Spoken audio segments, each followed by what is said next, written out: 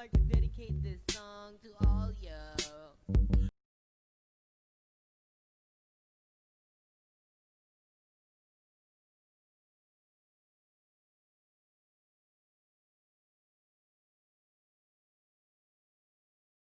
For our lesson in MAPEH. So for this video, we're going to tackle about the drugs, prevention of substance use and abuse. But before we proceed on our main lesson, don't forget to like and subscribe on this YouTube channel for more videos of the lessons in MAPEH.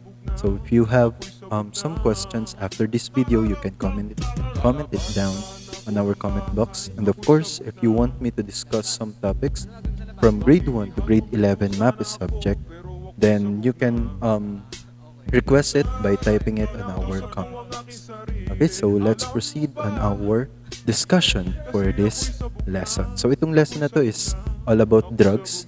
On this lesson, we're going to tackle is yung mga reasons kung bakit nga ba nagkakaroon no ng rason yung isang tao or yung isang user na gumamit ng pinagbabawal na gamot or kung bakit tayo nagkakaroon ng drug abuse na tinatawag. And also makikita din natin dito yung drug scenario na meron tayo dito sa Pilipinas. Okay? So now for our lessons objectives. So we have here describe the drug scenario in the Philippines. Second one is explain the concepts of drug dependence, drug use, drug misuse, and drug abuse. The third one we have reflect on the importance of having knowledge about drugs, conduct a survey to family members about present drug scenario. Number 5 is listen and reflect to the news regarding drug scenario in the Philippines. Number 6, create a box of information which includes lessons learned, gathered, and processed. Number 7, and the last one, state personal opinions about preventing drug use and abuse. So those 7 master objectives is what we are going to meet in this lesson. Okay? So first, let's have the drug scenario in the Philippines. So in this slide, we're going to discuss kung ano nga ba yung pinakang profile ng mga users here in the Philippines. So dito muna tayo sa illegal drugs na usapan. So dun muna tayo sa profile of Filipino drug users. So the ratio of users from male is to female is 10:1. And the mean age of those users is 28 years old. So meaning, yung mga na-survey dito sa survey na to, karamihan sa kanila is 28 years old or that is the average age ng mga users. For the civil status, most of them, 58.2% is single. Employment status, unemployed. So yun yung isa sa mga malaking problema ng bansa na kinakaharap natin since napakalaki na nga ng rate ng drug use or drug abuse dito sa Pilipinas. Karamihan pa ng mga gumagamit is unemployed kaya mababa or another reason para dun sa ekonomiya natin na bumaba or bumagsak. And bakit nga ba unemployed itong mga to or yung mga users or drug abuse na yung mga users na tinatawag. Alam naman natin or hindi naman lingid sa kaalaman natin na napakalaki ng nakukuha na pera dito sa drug trade na to or dito sa bentahan na tinatawag nating illegal drugs. For the educational attainment, so most of the users are high school level. Their monthly income is 16,290 and 80 centavos. Duration of drug use, so karamihan sa kanila 6 years and above na gumagamit ng pinagbabawal na gamot. For their residents, most of the users came from urban areas. And also, the nature of drug use is polydrug use, meaning they are not just using one type of drugs, They are using many kinds of drugs. So common drugs of abuse, the first one in the Philippines is shabu, second one is marijuana, and the last one or the third one is inhalant. So yun yung mga karaniwang ginagamit dito sa Pilipinas na for illegal use. Okay? So let's proceed now to the definition of drugs. So, drugs is any substance or chemical which, when taken into the body, either nasal, oral, transdermal, or intravenous way, have psychological, emotional, and behavioral effects on a person. So, any kinds of drugs, we are not just talking about illegal drugs here, but also we are talking on the legal drugs or the over-the-counter drugs like alcohol, cigarettes. So, those are included here on the terminology drugs. Okay, so any substance that we are going to take, either palanghap man yan, palunok, paturok, na merong epekto sa ating pag-iisip, sa ating emosyon, at sa ating mga pagkilos, no? So those are drugs. So we have here five terminologies on drugs. Number one is drugs of abuse. The second one is drug dependence. Third one is drug misuse. The fourth one is drug abuse. And the last one is drug tolerance. So iba si drugs of abuse dun sa drug abuse na tinatawag natin. So mamaya, no, i-differentiate natin siya. So dun muna tayo sa number one, drugs of abuse. So these are drugs that are commonly abused by users such as shabu, marijuana, and inhalant. So kapag sinabi nating drugs of abuse class, ito yung tinutukoy dito is yung drugs mismo, no? Specifically, drugs talaga yung tinutukoy dito such as shabu, marijuana, inhalants, cocaine, caffeine, at kung ano-ano pa. So kapag sinabi natin again na drugs of abuse, ang tinutukoy dito is yung drugs mismo na ginagamit. Okay? Then, pagpunta naman natin kay drug abuse, yun, doon natin siya differentiate. Drugs of abuse is talking about the drugs itself, pero dun sa drug abuse, it is a patterned use of a substance for non-medical purposes. It leads to damage of organs like brain and liver, and may cause addiction and other troubled behavioral patterns. So kapag sinabi naman natin drug abuse, ang tinutukoy dito is kung paano mo gamitin yung drugs na ginagamit mo dun sa drugs of abuse. Okay? So again, when we say drugs of abuse, it talks about the drugs itself. Pero kapag sinabi nating drug abuse, this is on how are you going to use that specific drugs. Okay, siyempre, naka-include dito, especially, no, kaya nga tayo nagkakaroon ng drug abuse kasi nga, they are using it for non-medical purposes. So maybe for, what do you call this? Maybe for pleasure, yung mga ganyan, ano. So, problems, napakaraming reason kung bakit gumagamit ang isang tao ng pinagbabawal na gamot. Pero mamaya, didiscuss natin kung ano yung mga factors kung bakit nga ba nangyayari yung mga ganong instances. No? And next one, after the drugs of abuse and drug abuse, the third one is drug dependence. So sa drug dependence naman, it is a cluster of physiological, behavioral, and cognitive phenomena of variable intensity in which the use of a drug takes on a high priority, thereby creating a strong desire to take the substance. So dito, para mas madali nating maunawaan si drug dependence, imagine na lang yung mga taong nagtatake ng cigarettes. So yung cigarette, of course, we know that cigarette is meron content ng nicotine, no? And yung nicotine na yun, for example, so that person is taking 10 cigarettes per day. So yung tao na yun, hinahanap-hanap ng katawan niya yung content na nakukuha niya sa 10 cigarettes na yun or 10 sticks ng cigarette na yun. So yun yung tinatawag nating drug dependence. Kumbaga, your body is acting or reacting dun sa kakulangan ng substance na nakukuha mo. For example, 10 cigarettes yung kaya ng isang kaibigan mo, then parang for this day is nakadalawa lang siya, so nagkakaroon ng reaction sa katawan. Hinahanap nga kasi yung kulang na substance na dapat is natitake niya sa 10 stick ng cigarette. So kumbaga nakadepende na talaga yung katawan mo dun sa tinitake mo. So yun yung tinatawag nating drug dependence. Nagkakaroon ng strong desire to get that amount of drugs na kumbaga kinasanayan na ng katawan mo or nakadepende na yung katawan mo sa ganong content or ganong amount ng drugs na nakukuha mo. Okay? So that is drug dependence. The fourth one we have is drug misuse. So dito naman, it is the use of a substance incoherent or inconsistent with the prescribed dosage or frequency. So dito sa drug misuse naman, kadalasan nagkakamali tayo ng tinitake na drugs kasi nga it when we say drug misuse, it can be legal ha, legal drugs or illegal drugs. Pero dito, dun muna tayo mag-focus sa legal drugs, no, or yung mga over the counter. So sa atin, karaniwan nagkakaroon tayo ng mga kakulangan, no, sa kaalaman dun sa mga content ng gamot na tinetake natin. So doon pala nagkakaroon ng drug misuse.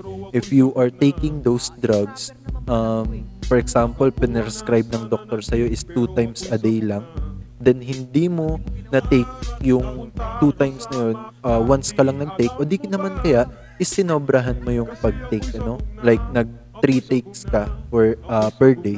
So, doon tayo nagkakaroon ng drug misuse. Drug misuse yun, hindi yung drug abuse ha. For example, dalawa yung pinrescribe ng doktor sa'yo tapos 3 yung tinake mo. Hindi yung drug abuse kasi you are using it for medical purposes. Okay? So, nagiging drug abuse lang siya for non-medical purposes. Pero dito sa drug misuse, if you are using it for medical purposes, for example, uminom ka ng paracetamol sa umaga and ang prescribe ng doktor is umaga and gabi ka lang iinom.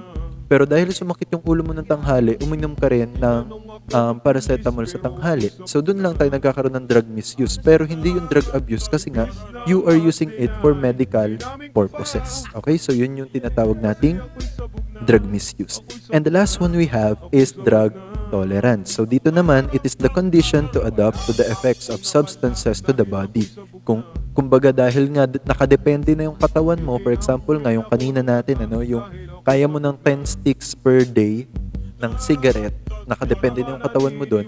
Yung drug tolerance naman, wala nang epekto sa'yo. Yung drugs na yun or yung specific drugs na yun, yun yung tinatawag nating drug tolerance. Kahit mag-take ka ng 10 cigarettes, mag-take ka ng 11, 12 to 15, is wala nang epekto yun sa katawan mo kasi nga, sanay na yung katawan mo, no? So, yun yung tinatawag nating drug tolerance. So again, we have 5 terminologies on drugs. Number 1 is drugs of abuse.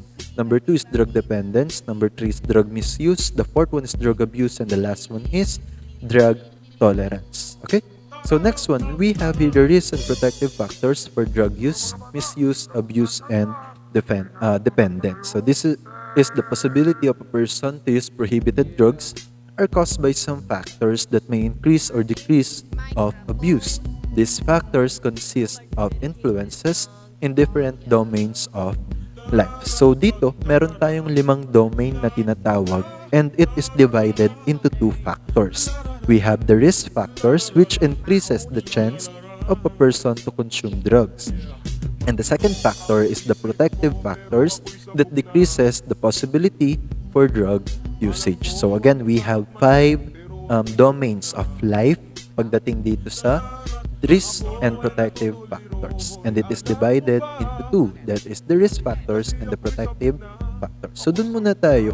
So we have here the 5 domains. Number 1 is personal factor. The second one is family factor. The third one is peers and friends factor. The fourth one is school factor. And the last one is community factor. So, syempre, unahin muna natin yung personal. Okay? So, syempre, when we say personal, it talks about yourself, no? Taking decisions is all about yourself. Dito nagsisimula ang lahat sa sarili mo. So, dun muna tayo sa risk factors. Again, kapag sinabi nating risk factors, it increases, no? Or dinadagdagan niya yung tsansa na ikaw is mag-take or magkaroon ka ng tinatawag na addiction doon nga sa illegal drugs na tinatawag. So number 1, for the risk factors, use of drugs at an early age. So if you are already using drugs, any types of drugs at early age, then there is a factor na paglaki mo or pag tanda mo is maybe you are going matatempt ka pa rin no, na gumamit.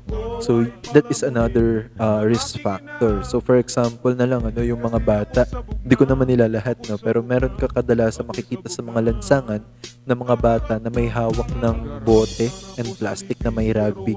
So imagine at a very early age they are already using those kinds of drugs. Bakit? Hindi naman natin sila pwedeng husgahan basta-basta no, dahil sila ay gumagamit ng ganong uri ng drugs. Pero that is sometimes due to poverty. Kasi when we say rugby or yung mga inhalants na tinatawag, kapag ikaw ay nagte-take niyan based on the research, no? Kapag ikaw ay nagte-take ng rugby, hindi ka makakaramdam ng gutom. So maybe yun na lang yung ginagamit ng mga batang yun for them na hindi makaramdam ng gutom sa maghapon, no? So yun, if you are using drugs at an early age, then it might have a potential na ikaw ay makagamit pa, no, as years passes by. So the second one is risk-taking behavior. So you're getting curious about these types of drugs. Like parang nakikita mo sa TV or di kaya nakikita mo sa mga videos na kung ano yung epekto ng drugs na yun. Ano? So sometimes you are taking risks for yourself, no? Just to know what is the feeling if yun nga, makagamit ka or makapag-take ka ng drugs na yun. Next one is experimentation. And fourth one, childhood problems.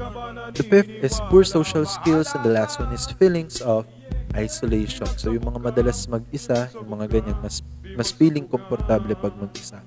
So that is also another risk factor pala. And for the protective factors, we have here the self-control behavior. Of course, as what I've said earlier, decision-making starts with yourself.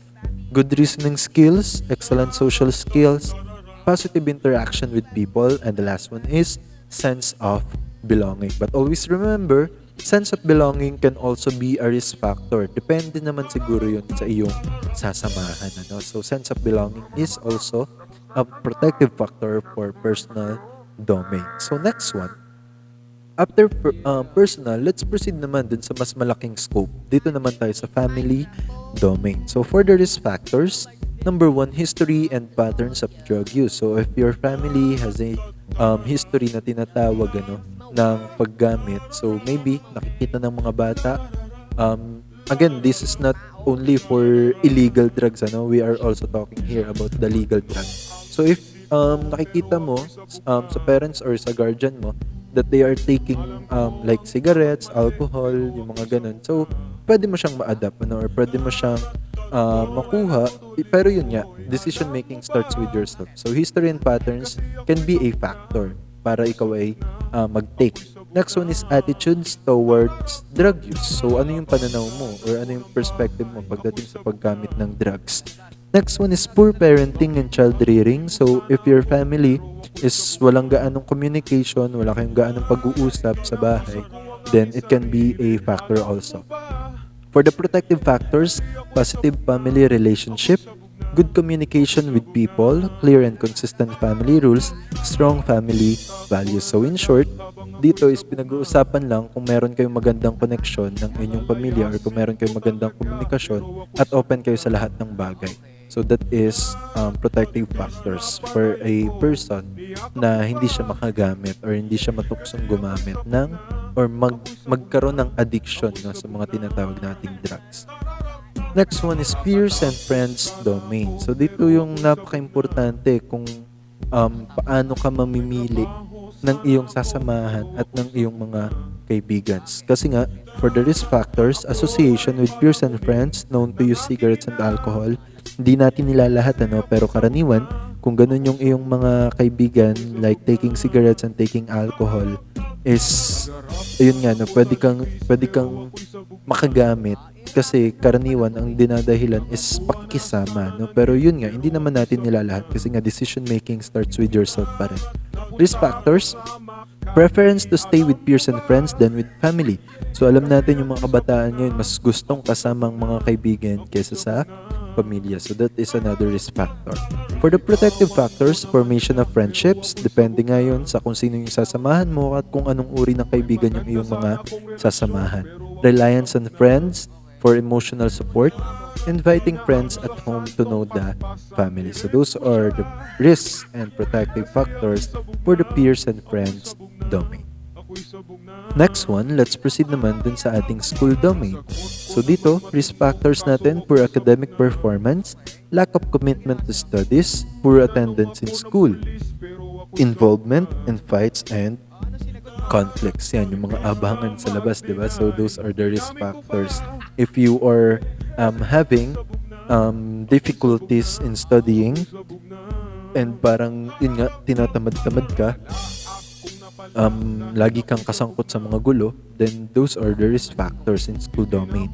For the protective factors, if you are good to excellent, if you have good to excellent academic performance, joins extracurricular activities and school organizations, then mas magle-lessen yung possibility na gumamit ka kasi nga napaka-busy mo rin dun sa mga bagay-bagay dun sa school. And if you are showing interest in attending classes, then ayun nga, as long as nagpapaka-busy ka, mawawalan ka ng oras para sa mga ganong bagay. Pero don't forget na dapat meron din tayong sariling oras para sa sarili natin, ano? So, wag kakalimutan yan. And for the last one, we have the community domain. So, for the risk factors, easy access to gateway drugs. So, kung yung community ninyo or yung lugar ninyo is halimbawa na lang palaging merong operation ng hulihan ng mga nag-use or drug use or di kaya talamak yung bentahan sa mga ganong lugar, then it can be a risk factor para sa inyo or sa buong pamilya ninyo na ma-involve sa mga ganong gawain. The negative attitudes which favor drug use.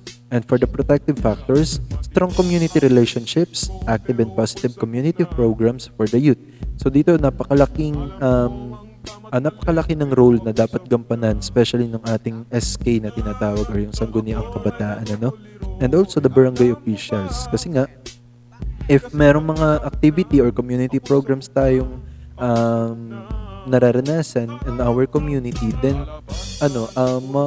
malilesen din yung possibility na tayo is gumamit. Kaya nga karaniwan, naalala ko nung pumunta ako ng Paranaque para sa isang liga. So meron doon ang kanilang parang pinakang motto, yung droga ay iwasan, sports ay ano ba yun? Basta more on yun, parang pinapaiwas nila yung kabataan sa paggamit ng drugs and pinopromote nila yung pagsali sa mga sports activities, no? And for the protective factors, positive attitude which combat drug use, strong community advocacy against drugs. So yan, may mga makikita kayo, especially isa pang lugar sa Teresa. Nung nadaan ako doon, while driving, nakakakita ako sa kanilang kalsada or sa national highway nila na meron silang mga ano bang tawag doon? Placards or parang mga tarpaulin na nakalagay doon is yung mga slogan nila about sa drugs or sa drug abuse, no? So that is community domain.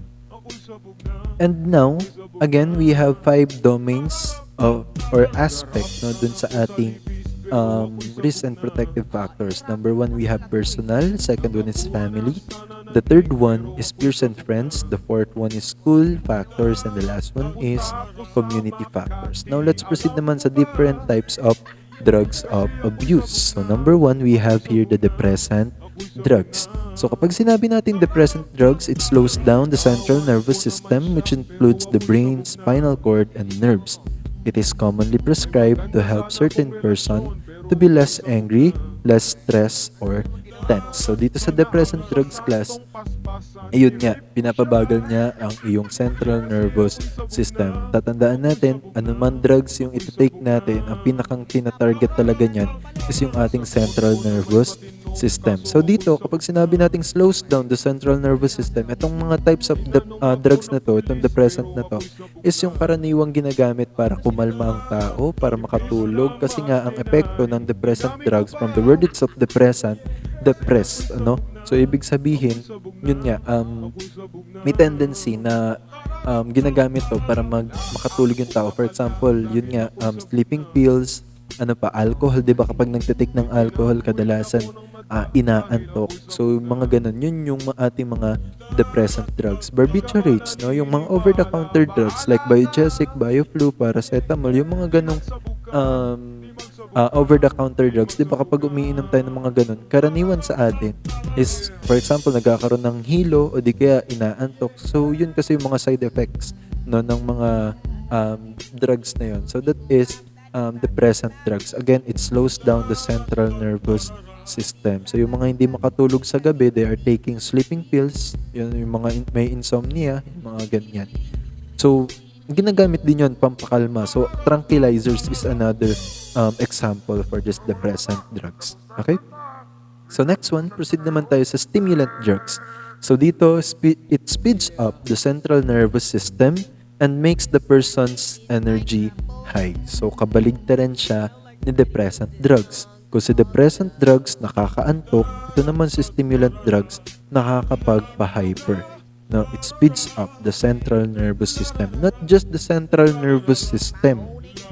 Pinapabilis din ito ang yung pagtibok ng puso, ang yung paghinga. That's why, yun nga, kasi nga hyper ka, 'di ba? So, you are more or less nasa physical activities ka talaga or kumbaga ikaw ay galaw ng galaw.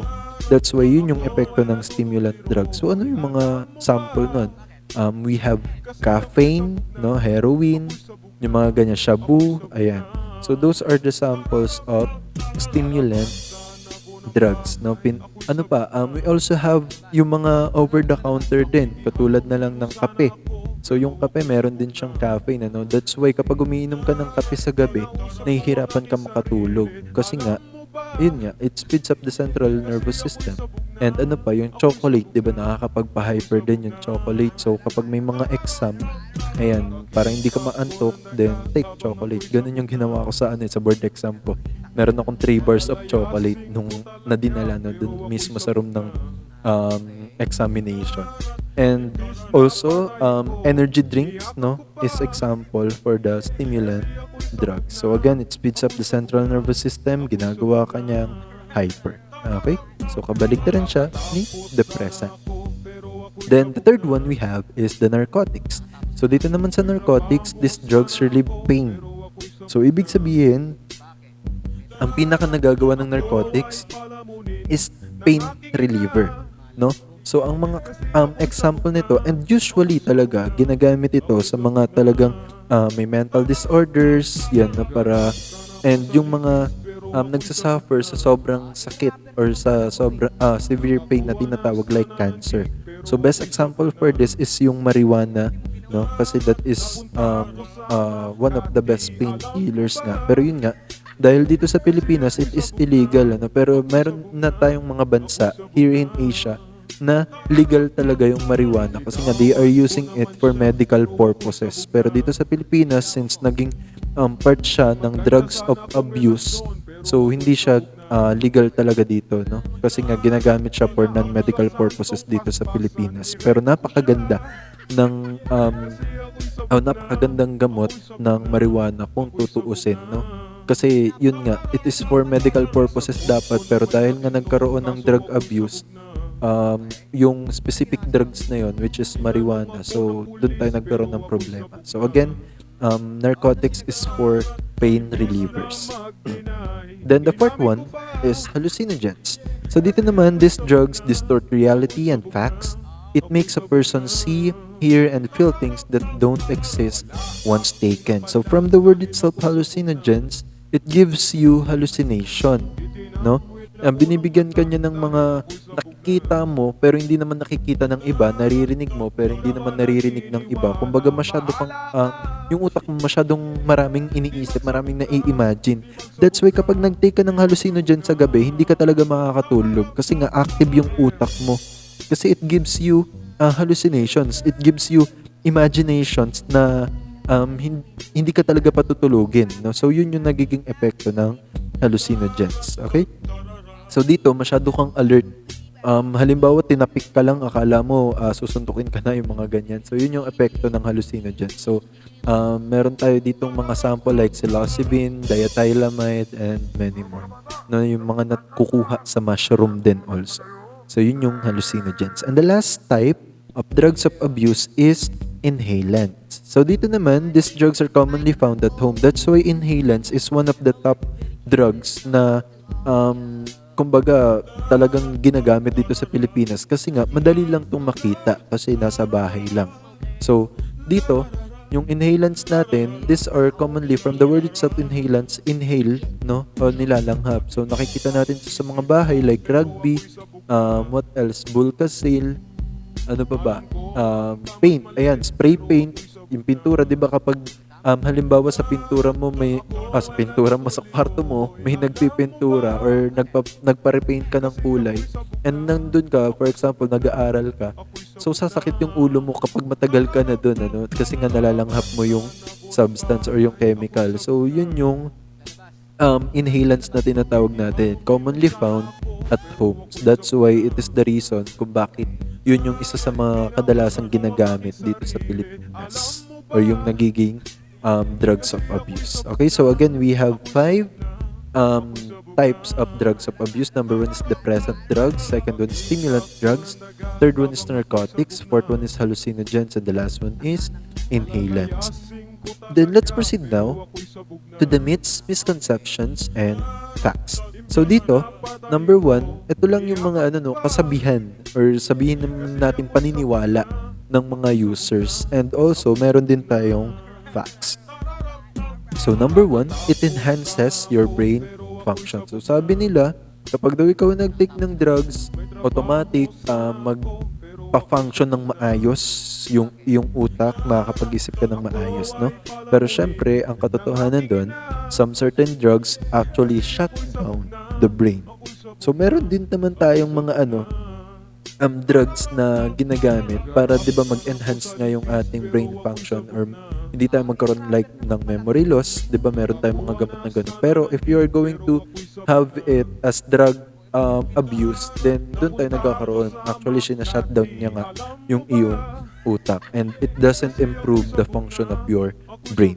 Number two, it helps to digest the food taken. So, mabilis ka daw tunawan kapag daw ikaw ay gumagamit. Pero yun nga, drugs of abuse does not help in digestion of food. Instead, it produces more gastric acid which damages the stomach linings that results to ulcer. So, yun yung pwede mong makuha, ulcer, no? The third one, it makes the user fearless and dauntless. Of course, di ba kapag naman kahit sino naman, kahit sabihin natin nasa impluensya ka ng alak, talagang wala ka nang kinatatakutan, no? Kahit siguro kapitan ninyo sa barangay, tatawagin mo and hahamunin mo. Kasi nga, ikaw ay mayroong impluensya ng drugs. So this may take correctly, but drug abusers may be put in a dangerous and life-threatening situations. Oo, tatapang ka. Pero yun nga, no? It can lead you to dangerous and life-threatening situations. Okay? Then the next one we have, it helps the person to solve life's problems and worries. So sabi nila masusolusyonan mo daw yung mga problema. Pero syempre, after you use it, lalo lang lalala or dadagdag yung mga problema na iyong kinakaharap. The last myths and misconceptions, it increases your body temperature, but the fact is, when the substance is taken, it makes the veins wider or larger near the skin.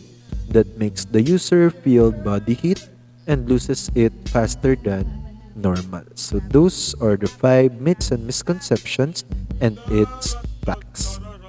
Then let's proceed now to the short-term and long-term effects of drugs of abuse. So for the depressants, we have here the short-term effects. Number one, it slows your brain function, which leads to temporary loss of memory. Second one is poor judgment. Third is confusion and irritability, nausea, slurred speech, poor coordination, depression, and sleepiness. And for the long-term effects, we have here the mental disorders, hypertension, cardiovascular diseases, brain stroke, liver disease, coma, and death. So those are for the depressants. Now let's proceed now to the stimulants. For the short-term effects, since stimulants nga is nakakapagpa-hyper, so for the short-term effects, we have here increased heart and pulse rate, increased breathing rate, increased digestive process, loss of appetite, alert body responses, sleeping disorders, and euphoria. For the long-term effects, we have here the hyperactivity, heart attack, brain stroke, kidney and liver damage, and coma, and death. For the narcotics, we have here the short-term effects, euphoria, loss of appetite, vomiting, nausea, restlessness, chills and shaking, loss of weight, panic attack, and slow breathing. For the long-term effects, development of diseases like HIV, AIDS, due to needle sharing, overdose leading to coma and death, constipation, and impotence. For the hallucinogens, we have here the hallucinations for the short-term effects, inability to sleep, vomiting, poor body coordination, feeling of super strength, irrational thought patterns, euphoria, and impaired memory. For long-term effects, we have flashback. Sometimes you are being violent, no? Severe panic attack, brain damage, delusion, coma, and death. And the last one we have is the inhalants. So for the short-term effects, confusion, poor coordination, aggressive behavior, dizziness and nausea, vomiting, foul breath, and hallucinations.